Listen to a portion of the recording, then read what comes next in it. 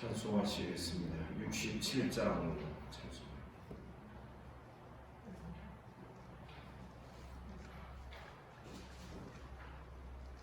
67장 찬송하겠습니다. 영광의 왕께다 경배하며 그 크신 사랑을 찬송하라. 예부터 영원히 참한 되시니 그 영광의 주를 다 찬송하라. 능력과 은혜 다 찬송하라. 그 옷은 햇빛 그 집은 공창 큰 우레소리로 준호하시고 폭풍의 날개로 달려가신다.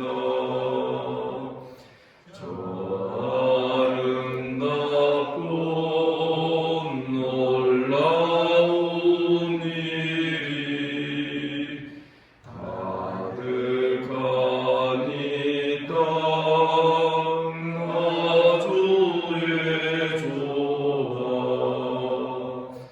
그 힘찬 명령에 더 잡히나니 저 푸른 바다는 옷자락이라. 질그릇같이 연약한 인생 주지하여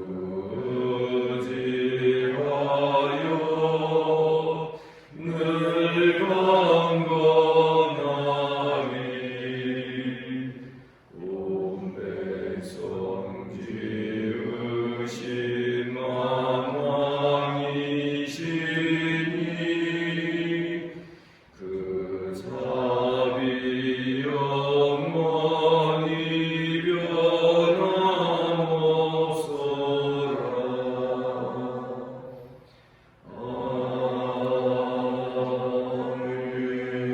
아멘. 반갑습니다. 우리 주님께서 이 아침에 또 은혜의 자리로 우리를 불러주신 줄을 믿습니다. 사도신경으로 신앙 고백 드립니다. 나는 전능하신 아버지 하나님 천지의 창조주를 믿습니다. 나는 그의 유일하신 아들 우리 주 예수 그리스도를 믿습니다. 그는 성령으로 잉태되어 동정녀 마리아에게서 나시고 본디오 빌라도에게 고난을 받아 십자가에 못 박혀 죽으시고 장사된 지 사흘 만에 죽은 자 가운데에서 다시 살아나셨으니 하늘에 오르시어 전능하신 아버지 하나님 우편에 앉아 계시다. 거기로부터 살아있는 자와 죽은 자를 심판하러 오십니다. 나는 성령을 믿으며 거룩한 공교회와 성도의 교제와 죄를 용서받는 것과 몸의 부활과 영생을 믿습니다. 아멘. 하나님 말씀 이사야 46장 1절에서 마지막 13절까지 교독하겠습니다. 46장 1절입니다. 벨은 엎드려졌고 느보는 구부러졌도다. 그들의 우상들은 짐승과 가축에 실렸으니 너희가 떼매고 다니던 그것들이 피곤한 짐승의 무거운 짐이 되었도다. 이들은 구부러져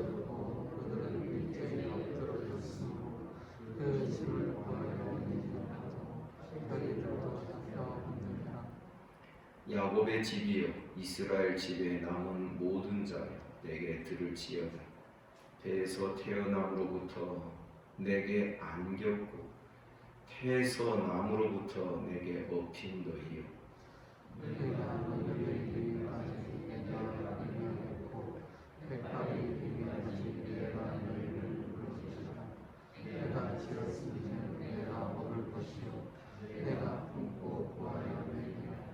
너희가 나를 누구에게 비기며 누구와 짝하며 누구와 비교하여 서로 같다 하겠느냐.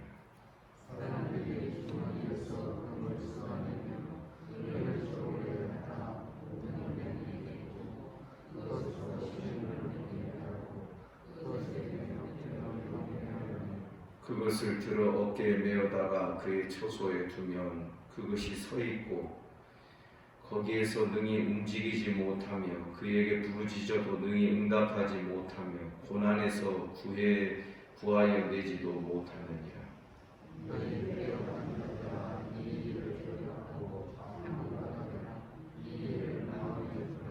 너희는 옛적 일을 기억하라. 나는 하나님이라.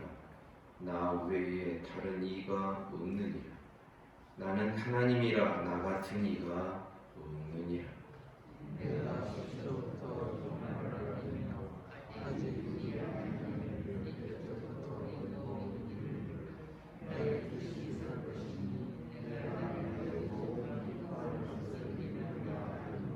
내가 동쪽에서 사나운 날짐승을 부르며 먼 나라에서 나의 뜻을 이룰 사람을 부를 것이라.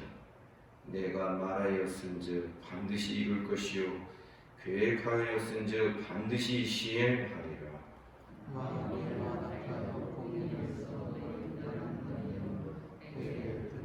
다같이 내가 나의 공의를 가깝게 할 것인즉 그것이 멀지 아니하며 나의 구원이 지체하지 아니할 것이라. 내가 나의 영광인 이스라엘을 위하여 구원을 시온에 베풀리라. 여전히 오늘 말씀도 10개념, 1, 2개념을 중심으로 하나님께서 계속 이스라엘과 또 인생들과 또 쟁론하시는 그러한 본문의 말씀으로 그 중심을 이해하시면 되겠습니다. 먼저는 1절부터 2절까지 바벨론의 모든 우상들이 멸망을 당하고 꺾이게 될 것을 말씀합니다. 벨은 엎드려졌고 느보는 구부러졌다. 벨과 느보는 바벨론의 우상이었습니다. 바벨론이 대제국을 이루고 있을 때에는 이 우상들이 힘을 얻는 것 같고 대접을 받는 것 같았지만 그러나 이제는 바벨론이 멸망을 당하면서 그 우상들은 이제 짐승과 가축이 끄는 수레에 실려서 다른 나라의 전리품으로 그렇게 팔려가는 그런 장면을 볼 수 있습니다. 2절에 보니 그들은 구부러졌고 그들은 일제히 엎드려졌으므로 그 짐을 구하여 내지 못하고 자기들도 잡혀갔느니라. 우상이 포로로 잡혀가게 되는 이런 상황을 묘사하고 있는 것입니다. 그러나 3절부터 5절에 보니 비록 이스라엘이 멸망한 상황이었지만 여전히 하나님이 모든 세상을 다스리시며 통치하시고 계시고 자기 백성을 지켜내시는 하나님 아버지를 우리는 볼 수 있는 것입니다. 3절 야곱의 집이여 이스라엘 집에 남은 모든 자여 내게 들을지어다. 배에서 태어남으로부터 내게 안겼고 태에서 남으로부터 내게 업힌 너희야. 너희가 노년에 이르기까지 내가 그리하겠고 백발이 되기까지 내가 너희를 품을 것이라. 아멘입니까? 내가 지었은즉 내가 업을 것이고 내가 품고 구하여 낼 것이다. 바벨론의 우상과 우리 하나님은 너무나도 대조적으로 다른 존재라는 것을 우리에게 보여주고 있습니다. 우상은 아무런 힘이 없습니다. 다 꺾여지고 구부러질 것입니다. 그러나 우리 하나님은 이스라엘이 멸망한 상황에서도 이스라엘의 어떤 그런 계획을 세우시고, 이스라엘이 멸망하게 되었던 이유도 하나님의 힘이 약해서 그런 것이 아니라 이스라엘 백성들이 우상 숭배에 빠졌기 때문에 하나님이 이방 나라에 자기 백성을 넘기신, 그래서 그 포로와 고난과 핍박과 압박 속에서 저들을 다시금 회개케 하시기 위하여 하나님이 넘기셨기에 이스라엘이 망하게 된 것이지, 하나님의 힘이 약해서 그런 것이 아니었다라는 것입니다. 5절에서 10계명 1, 2계명을 말씀합니다. 너희가 나를 누구에게 비기며 누구와 짝하며 누구와 비교하여 서로 같다 하겠느냐. 하나님을 누구와 비교할 수 있겠는가? 오직 유일하신 하나님밖에는 참 하나님이 없고, 그래서 너희 앞에, 하나님 앞에 다른 신을, 너희에게 다른 우상을 두지 말아라. 결국은 이스라엘을 회복하시는 그 길과 방식도 10계명 제1, 2계명을 확립하고 확고하게 하는 것에서부터 저들을 구원해 내시고 있다는 것을 우리가 볼 수 있는 것입니다. 다시금 6절부터 7절 말씀에서는 우상의 허망함을 이야기합니다. 사람들이 주머니에서 금을 꺼내 쏟아냅니다. 은을 저울에 달아서 도금장에게 줍니다. 그것으로 우상 신을 만들게 하고 그것에게 엎드려 경배한다. 자기가 만들게 했고 자기가 값을 지불한 그 우상에 대하여, 다시 말하자면 사람이 구축한 그 우상에 대하여 절을 하면서 그것을 경배하며 우리를 구원해 내라 하는데 아무짝에도 힘을 쓸 수 없고 소용이 없는 우상이었다는 것이죠. 7절에 보니 그것을 들어서 어깨에 메어다가 그의 처소에 두면 그것이 서 있고 거기서 능히 움직이지도 못한다. 우상이 발이 있다고 걸어 다니냐? 손이 있다고 해서 손을 펴서 뭘 할 수 있느냐? 눈이 있고 귀가 있다고 해서 보거나 들을 수 있느냐? 움직이지도 못하며 그에게 부르짖어도 능히 응답하지 못하며 고난에서 구하여 내지도 못하며, 이러한 허망한 것에 빠져있는 저들을 향하여 8절 말씀이 주어집니다. 너희 패역한 자들아, 너희 패역한 자들아, 이 일을 기억하고 장부가 되라. 이 일을 마음에 두어라. 마음의 중심에 어떤 생각을 두고 살아야 될 것인지, 누구를 내 마음의 중심에 둘 때에, 하나님을 내 마음의 중심에 둘 때에 우리는 신앙의 장부가 되고 용사가 될 줄 믿습니다. 9절에 보니 너희는 옛적 일 기억하라. 나는 하나님이라. 나 외에 다른 이가 없느니라. 나는 하나님이라. 나 같은 이가 없느니라. 유일하신 하나님밖에 없다. 이 세상에 참신은 하나님밖에 없다. 그 하나님이 행하신 모든 일을 마음에 두고 그 하나님 중심으로 사는 것밖에는 우리가 견고하게 세워지는 길이 없다라는 것을 암시해주고 있는 것입니다. 다시 말씀드리지만 10계명 제1, 2계명은 이 10계명 1, 2계명을 확립하고 확고하게 하는 것에서부터 당신의 백성들을 세워가기 시작하십니다. 이사야 40장부터 계속되는 모든 하나님이 이스라엘과 쟁론하신 그 중심이 10계명 1, 2계명이었다라는 것을 다시 한번 말씀드립니다. 이것은 무엇을 의미합니까? 오늘날 우리의 신앙에도 다른 것이 문제가 되지 않는다라는 것입니다. 우상이 문제입니다. 우리는 신상을 안 만들었기 때문에 나는 우상 숭배 안 한다고 생각할지 모르나 더 고급스러운 무형의 우상을 우리는 가지고 있습니다. 무형이라고 말할 건 아니지요. 왜냐하면 만물 무형일까요? 재물의 우상은. 그런데 그보다도 더 뿌리 깊고 오래된 고질적인 우상이 있으니 그것이 바로 자기가 우상이 되는 거죠. 자기가 그렇게 소중합니다.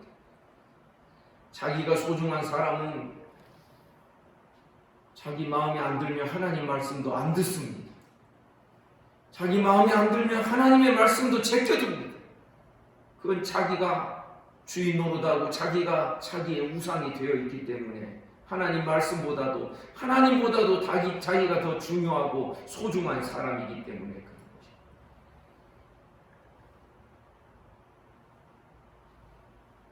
하나님은 분명히 또 반복하여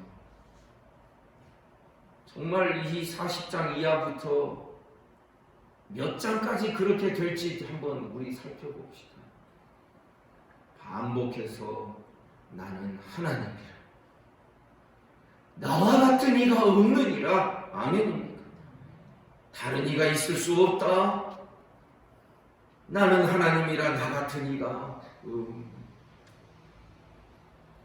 그 하나님이 10절에 보니 내가 시초부터 종말을 알렸다.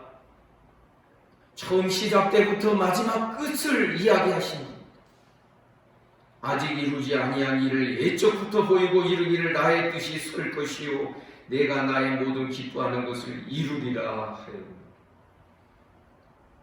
일을 지어서 그 일을 말하고 미리 예언하고 그 일을 성취하시는 여호와 하나님이신 줄 믿습니다.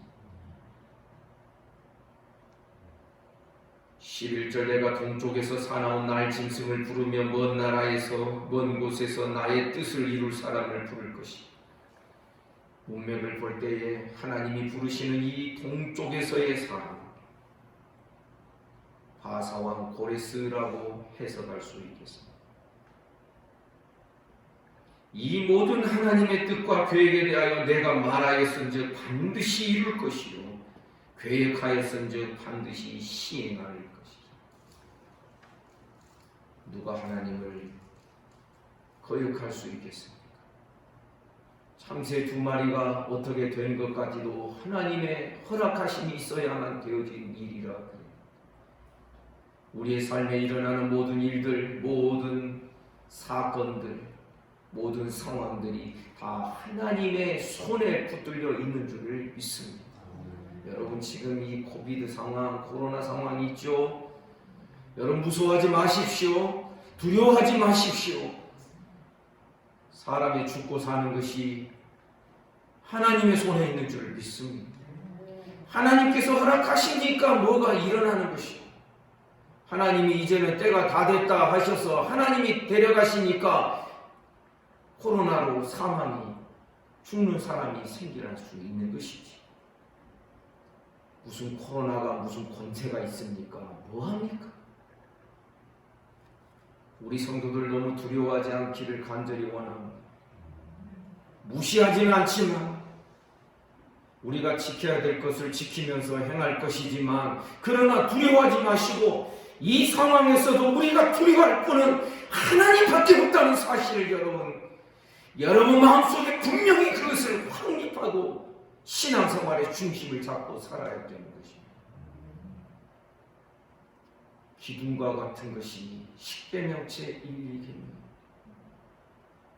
하나님밖에는 의지할 분이 없고 하나님밖에는 두려워할 분이 없고 하나님밖에는 참 신이 없고 하나님과 비길 존재가 이 세상에 있을 수 없고 사람의 말대로 매스컴의 어떤 그 전원대로 이 일이 이루어지는 것이 아니라 결국은 모든 일을 그 마음에 원하는 대로 역사하시는 그 하나님의 뜻을 따라 모든 일을 이루시고 성취가 되는 이런 확고한 신앙을 우리가 중심에 분명히 세워가야 되는 것입니다.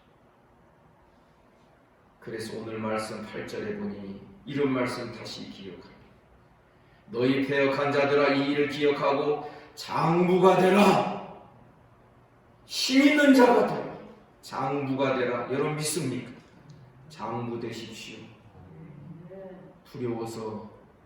두려워서 뒤로 물러서지 마시고 장부의 신앙 배우기를 주님의 이름으로 축복합니다. 그러면서 12절에서 다시 한번 말씀하지요. 마음이 완악하여 공의에서 멀리 떠난 너희 내게 들어라. 공의에서 멀리 떠났다라고 하는 것은 하나님의 공의에서 멀리 떠난 것입니다. 사실 하나님의 모든 말씀은 공의로운 말씀이지요. 십계명을 주실 때에도 제일 십계명의 제목과 표제처럼 주시는 말씀이 뭐냐면은 나는 너희를 애굽의 종되었던 곳에서 그 땅에서 너희를 구원해낸 나 여호와 하나님이라. 그러니 이 하나님 외에 다른 신 두지 말고 이 하나님을 변형시키지 말고 하나님의 계명과 말씀을 보면은 서두가 분명히 있는 것입니다. 왜 하나님이 이것을 요구하시는지, 하나님이 이런 분이기 때문에.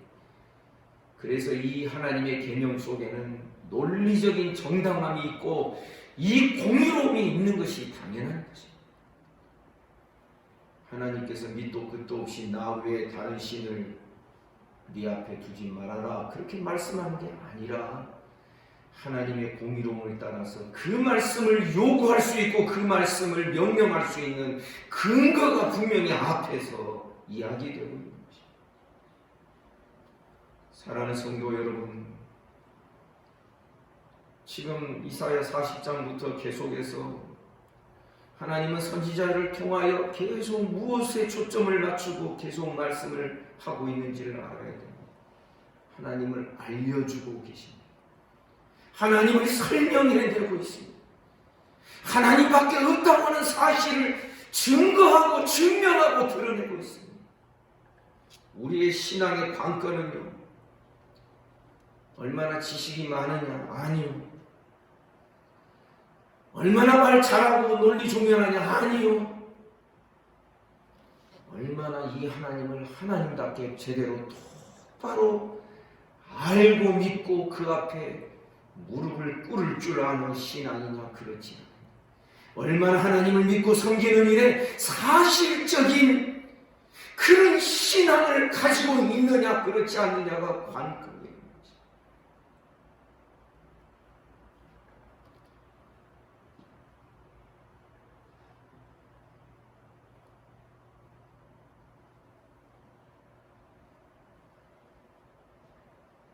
우리는 깨달아야 됩니다.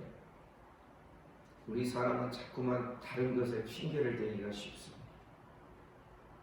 목회자 핑계대고, 좀 이렇게 설교하는 목회자가 우리 담임 목사였더라면 내가 신앙생활을 좀 다르게 했을 것입니다. 이것도 역시 핑계인 것입니다. 목회자 입장에서 내가 이러이러한 성도들을 만났으면 훨씬 목회가 더 잘 됐을 텐데 이것도 핑계인 것입니다. 마귀는 자꾸만 우리를 다른 것에 눈을 돌리도록 미혹을 하는 것이 특징입니다. 우리는 오직 하나님을 바라고 하나님을 하나님답게 제대로 알고 믿고 깨닫는 것, 이것이 우리를 바르게 세운다는 것을 잊지 말아야 됩니다. 눈 가리고 아웅하시겠습니까? 아니면 모든 문제의 실체와 그 중심을 말씀으로 제대로 직면하면서 내 속에 있는 우상들을 하나하나 격파하며 깨내 나가시겠습니다. 결국 회복되는 이스라엘 백성들은 그냥 가만히 있는데 하나님이 너희를 구원해 내신다 그런 뜻이 아닙니다. 결국 이 1계명과 2계명이 회복이 되어야만 저들이 회복이 되는 것입니다. 이러한 자들에 대하여 주시는 약속의 말씀이 13절입니다. 내가 나의 공의를 가깝게 할 것인지 그것이 멀지 아니하나니 나의 구원이 지체하지 아니할 것이라. 내가 나의 영광인 이스라엘을 위하여 구원을 시온에 베풀리라.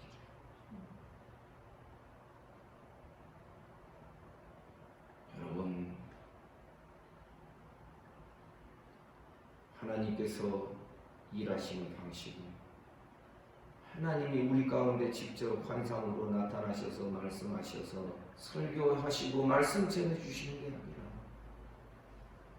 결국은 이사야를 통하여, 사람 이사야를 통하여 말씀을 전하여 주신 것처럼 사람 목사를 통하여, 사람 종을 통하여서 그의 종을 통하여 말씀을 전하게 하십니다. 이 모든 말씀을 어떤 마음으로 받아야 되겠습니까? 데살로니가전서 2장에서는 사람의 말로 받지 아니하고 하나님 말씀으로 받는 신앙을 배우라고 바울 사도는 우리에게 가르쳐 주고 있어요. 사람인데 사람의 말로 받지 말으라는 것입니다. 이 씨름이 어쩌면 지금 대부분 우리 성도들의 신앙의 문제를 해결하고 격파하는 가장 근본적인 씨름이 될 수도 있는 것입니다. 하나님을 두려워하는 자, 하나님께서 보내신 자도 역시 같은 등급으로 두려워해야 되는 줄 믿습니다. 하나님을 사랑하는 자, 하나님께서 사랑하시는 자들을 역시 같은 등급으로 사랑하며 우리 중에 서로 나누어짐 없이 모두가 다 동일한 하나님의 백성으로 여겨지고 끼리끼리도 없고 특별한 그룹도 없고 온 교회를 하나로 묶는데 방해되는 일들이 없이 우리가 그런 역할을 하지 않냐고 방해하는 역할을 하지 않냐고 하나님의 뜻을 구현해내는 그런 우리의 신앙 되기를 주님의 이름으로 축복합니다. 이 모든 중심에는 하나님을 하나님답게 믿고 아는 여기에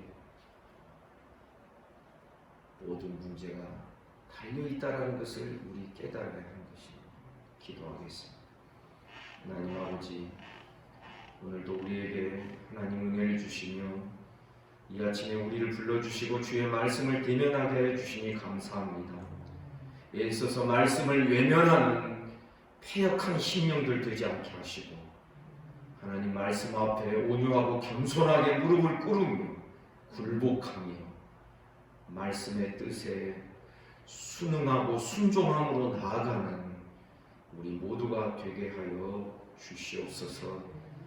하나님, 내가 주인 되고 내 생각이 옳고 내가 우상이 되어 있는, 그래서 하나님의 말씀까지도 결국은 내가 좌지우지할 수 있는 이런 교만한 마음들을 십자가에 못 박으며 하나님 아버지, 날마다 우리가 하나님 외에 다른 신이 없음을 믿고 하나님만을 나의 유일한 하나님으로, 나의 전부로 그렇게 섬기며 나아갈 수 있도록 우리 모두를 축복하여 주옵소서. 오늘도 새날 주시니 감사합니다. 주님과 함께 동행하게 하시고 복중에 있는 아이를 하나님께서 붙들어 주시며 소위로부터 시작하여 연로하신 우리 성도들, 모든 자들, 투병 중인 성도들 이르기까지 하나님 쓰다듬어 주시옵소서.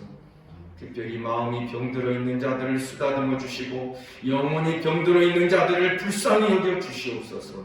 예수 이름으로 명하노니 깨끗함을 받을지어다. 주님, 회복케 하시는 은혜의 역사가 성령으로 말미암아 마른 뼈다귀들이 서로 결합하며 살아나는 역사가 있도록 우리를 축복하여 주옵소서. 오늘도 나라와 민족을 지켜주시며 한국교회 불쌍히 여기시고 하나님, 이 지구촌에 사는 모든 인생들을 긍휼히 여겨 주시옵소서. 예수님 이름으로 기도하옵나이다. 말씀 묵상하시겠습니다.